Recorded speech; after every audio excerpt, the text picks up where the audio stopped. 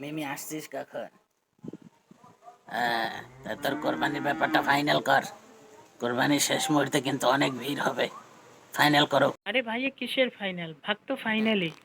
গত বছরের মতো এবারও অর্ধেক আমরা। অর্ধেক?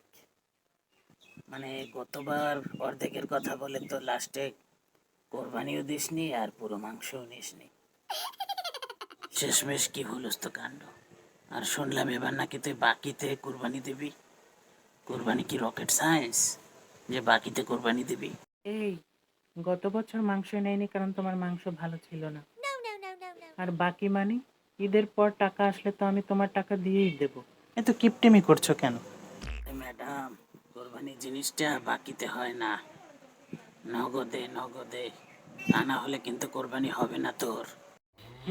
যত সব কিপটেমির একটা সীমা থাকা দরকার। যে একটা কাজ কর, এবার পুরো কোরবানিটাই তুই দে, তোর ভাগ থেকেই আমি নিব মাংস। হুম। তোর সাথে আর বুদ্ধিতে পারলাম না। তা মাংস কিরকম নিবি?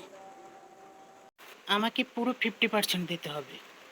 তারপর ভুঁড়ি, পায়া তোর বর্জনে রেখে দিবি, ওগুলো আমি নিয়ে যাব। 50% মানে?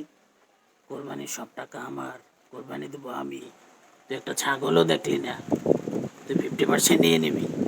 কোরবানির দিন আমি সকাল সকাল উঠবো, নামাজ পড়বো, তারপর দুপুরে আমার ভুঁড়ি ধুতে হবে, মাংস ধুতে হবে, এগুলো কি কোরবানির অংশ না?